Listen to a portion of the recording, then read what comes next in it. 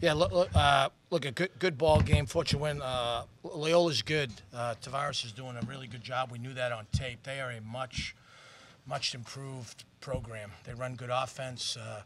Anytime a guy drops 30 points on you, you got trouble. So with that said, we're fortunate. We played poorly in the Bahamas. It was totally my fault the way we played down there.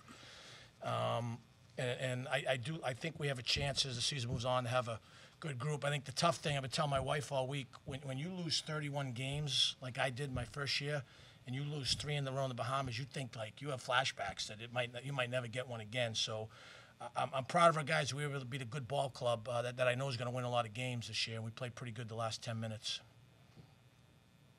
You guys opened up the questions for either coach or the athletes. Coach, first of all, the first half you guys didn't do that badly. It's just they really kicked it in the last 10 minutes. And then the second half looked like you controlled the game more, especially defensively, and making it harder for their hot guys to get shots. And it looked like that was able to really turn the tide a little bit. Yeah, we stopped three-quarter court pressing in the second half. They're good on offense. We knew that. We watched every game they played. They run good offense. Especially this. They remind me a lot of William and Mary in our league. That's the stuff they run, and they're very effective at it. So we try to pride ourselves on defense, but they're a hard team to guard.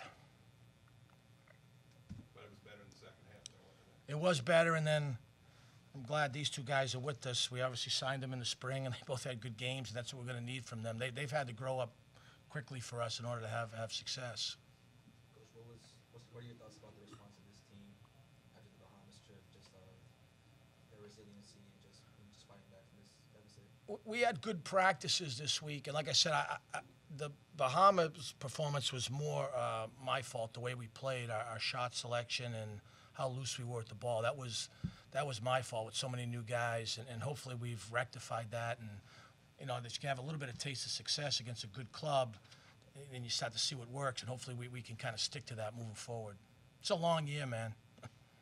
Have these first few weeks kind of just been a matter of trying to figure out what pieces fit together in what way, as much as anything? Yeah, I think so. Jordan McNeil, who obviously he wasn't great for a second, but he didn't practice for 7 weeks, and then his first practice 5 minutes before we played Pepperdine, and they played out. So we didn't even have not only we got 10 new guys, one of the guys who played a lot missed 6-7 weeks of practice. So it's about getting better. You try to play these good games early in the hopes that you gain some experience. You have a chance to be a good club later on.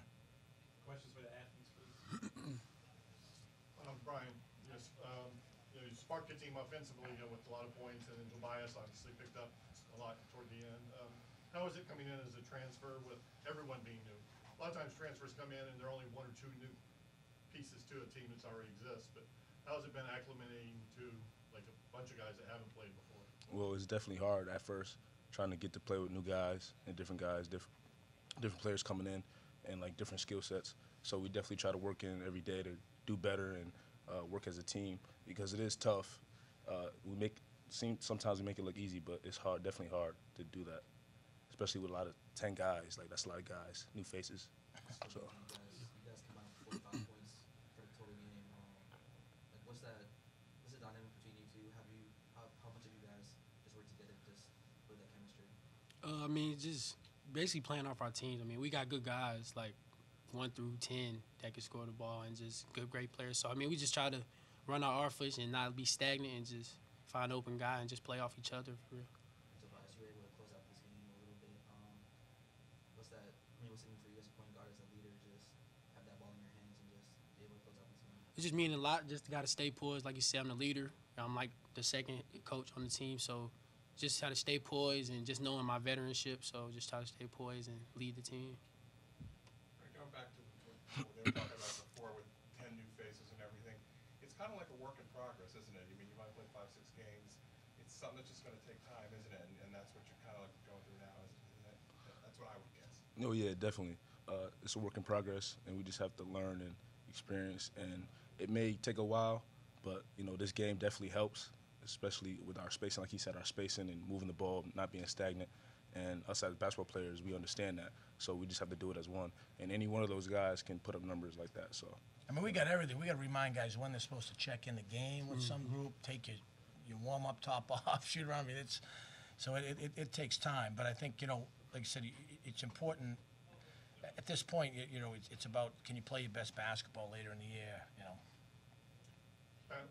Talk a little bit about Sanders. I mean, he seemed to, it's the first time I've seen him this year, first time a lot of us have seen him, but strong game, 14 and 9, only 1 turnover. I know he had been struggling with turnovers earlier in the year. Yeah, he thought it was the other way around. You get assists with turnovers and vice versa. So it was good he got that point down.